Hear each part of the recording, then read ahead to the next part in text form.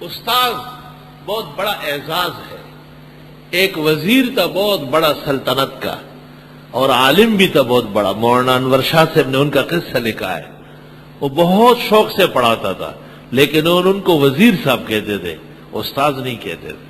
وہ بڑے خفا تھے. ایک دن کسی نے کہا کہ وہ بھی بڑے استاد ہیں. اس نے سن لیا تو پورے شہر کی دعوت کر لی اس شکریہ میں کہ آج مجھے لوگوں نے استاد کہا ہے. سبحان اللہ. سمجھ گئے بس؟ خاک سمجھے. استاد کی اتنی عزت تھی کہ ناصر الدین بلبن کا ایک بچہ تھا. یہ قاریان واریان تو آپ کو پتہ ہے نا، اللہ ان سے محفوظ رکھے. کسی کو سر پہ مارا، شہزادے کو انتقال کر گیا. سلطان کو پتہ چلا، چٹ پٹ آیا اور اس استاذ کو کہا کہ میں یہاں بیٹھا ہوا ہوں، آپ بھاگے، سلطنت سے نکلے. اگر اس کے ماموں کو اور چچا کو پتہ چلے تو میں چھڑا نہیں سکوں گا. بیٹا مرا پڑا ہے، استاذ کی فکر ہے کہ اس کی بےزتی نہ ہو جائے. انگریز نے جب ہندوستان میں قدم رکھا،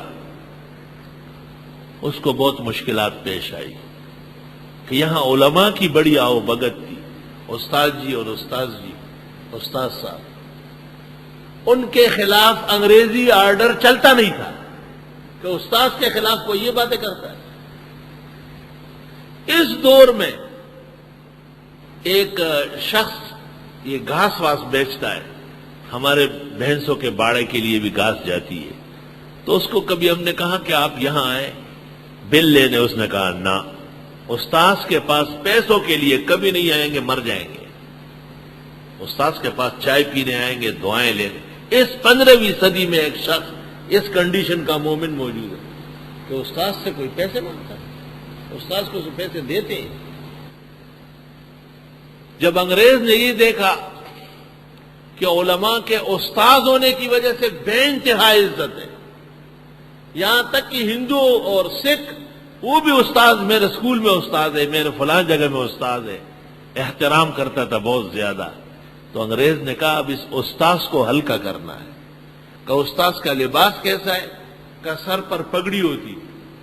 تو انہوں نے کہا بینک کے چوکیداروں کو اور ملازمین کو کہا، بینڈ باجے والوں کو کہا، ڈیننکار والوں کو کہا کہ تمہارے لیے بھی ضروری ہے کہ آپ پگڑیاں باندھیں.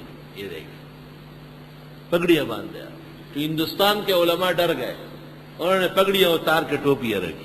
لیکن سرحد کے افغانستان کے، بلوچستان کے، وزیرستان کے وہ نہیں ڈرے. انہوں نے کہا اگرچہ بت ہے جماعت کے آستینوں میں، مجھے ہے حکم ازا لا الہ الا اللہ. اور پھر گلکار کو، دیوار بنانے والے کو، فرش بنانے والے کو، کنواں کھودنے والے کو، ٹرک چلانے والے کو استاد خیریت ہے، استاد خیریت. یہ وہ مولاناؤں کی بے عزتی کے لیے استاد. یہ کس بات کا استاد ہے؟ استنجا کرنا جانتا نہیں، استاد بنا ہوا. یہ کون سا استاد ہے؟ اور اب باقاعدہ ہیروئن کا جو بڑا لیڈر ہوتا ہے، چرسیوں کے ہاں جو سب سے بڑا چرسی خانہ چلاتا ہے، آپ کو پتہ ہے اس کو پیر صاحب کہتے ہیں. وہ پیر کہلاتا ہے، پیر صاحب. یہ اصطلاحات کو ذلیل کرنے کے لیے ہلکا کر، یہ سازش ہے، بہت بڑی سازش. جب یہ سارے حربے استعمال ہوئے کچھ بھی نہیں بنا. صرف ایک نقصان ہو گیا کہ اسلامی نظام آنے میں دقت پیش آ گئی، لوگوں میں اجنبیت آ گئی.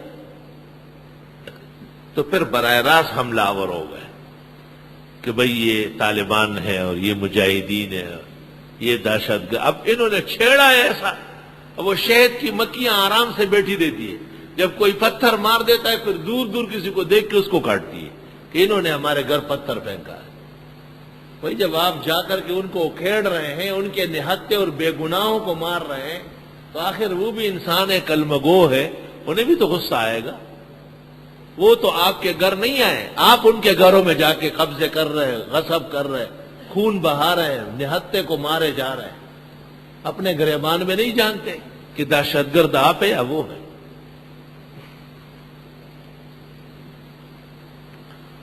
استغفر اللہ.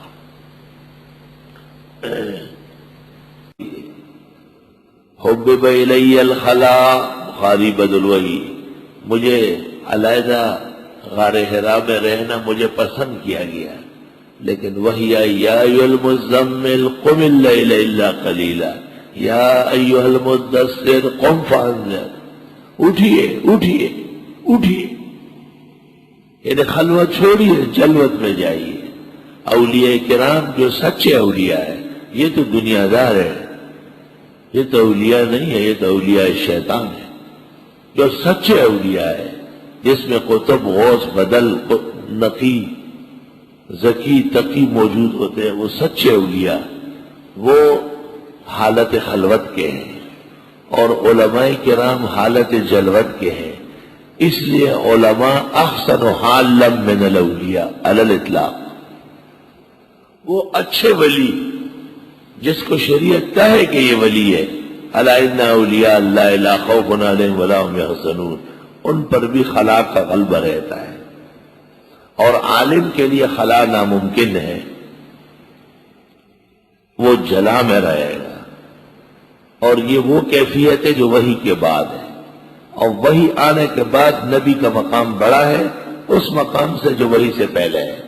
اس لیے عقائد کی کتابوں میں ہے العلماء احسن حالا من الاولیاء، علماء ہر حال میں علی الاطلاق بزرگان دین سے ارب و کرب و درجے افضل ہے۔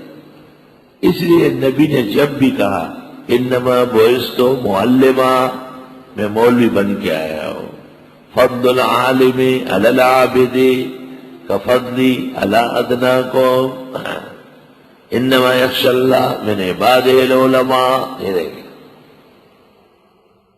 من صلی خلف عالم تقی فکأنما صلی خلف نبی۔ صاحب ہدایہ خود صاحب الاسانید ہے، صاحب ہدایہ کے حوالے سے بیان کرنا کافی ہے، وہ صاحب الاسانید ہے۔ ابن حجر کون ہے، سیوطی کون ہے جو کہتے ہیں لمجد ہو صاحب ہدایہ 25 کروڑ ابن حجر و سیوطی ایک طرف کر دے، دوسری طرف صاحب ہدایہ کر دے، وہ زیادہ وزندار نکلے۔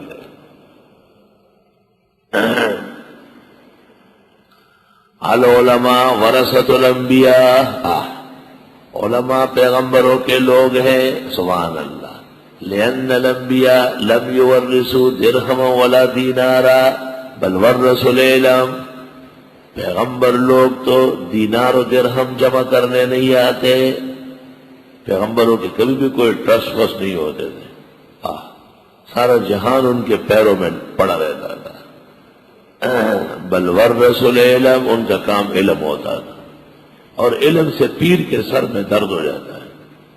پیر کو پریشان کرنا ہو تو نور الہدیٰ لے جاؤ کہ آپ درس دے دیں،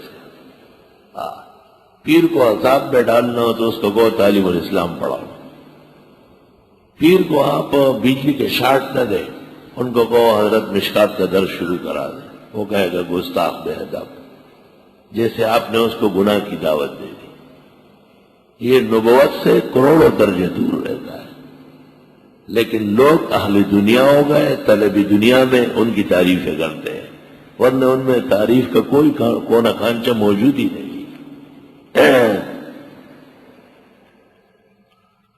ان سے تو کروڑوں درجے محمود غزنوی سمجھدار تھا، جن کو حیرت تھی کہ علماء کیسے ورثۃ الانبیاء ہے، اور خداوند تعالیٰ نے ایک طالب علم کے اکرام کرنے سے ان کو اس کا نظارہ دکھایا۔ وَإِذَا لَقُوا الَّذِينَ آمَنُوا، اور جب یہ ملتے ہیں ایمان والوں سے، قَالُوا آمَنَّا، کہتے ہم ایمان لائے۔ جب علماء کی خدمت میں آتے، عالم لوگ تو ہمارے سر کے تاج ہیں، عالم لوگ ہی تو بس سب کچھ ہیں۔ پھر جب اپنے ہاں بیان کرتے ہیں، دیکھو بھائی کوئی عالم تو نہیں حضرت، الحمدللہ آج ذرا کھل کر بات کریں۔ دیکھیں چور جب کہیں چوری کرنے آتا ہے، کہیں چوکیدار تو نہیں ہے، کوئی پولیس والے تو نہیں ہے، کہا پوری چوری کریں گے، سامان بھی بکسے بھی لے کے جائیں گے، صرف کپڑے اور سونا چاندی نہیں۔ علماء کے ہوتے ہوئے کوئی دین کی چوری نہیں کر سکتا، وہ ٹھوک دے گا اس کو، غلط کہتے یہ مسئلہ نہیں۔ مجھے تعجب ہوتا ہے کہ مولوی کیسے پیروں کو برداشت کرتا ہے، علم پر مٹی ڈال کر اور جوتا رکھ کر کے ان کو برداشت کرتا ہے۔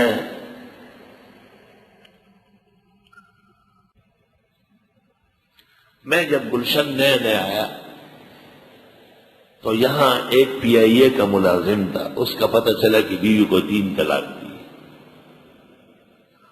ہم نے اسے سمجھایا، بنوری ٹاؤن نے سمجھایا، دارالعلوم نے سمجھایا، تمام معتبر فقہاء نے سمجھایا جب بھی وہ گیا، لیکن محلے کے نمازیوں سے پتہ چلا کہ وہ ایسے ہی رکھ چکا ہے۔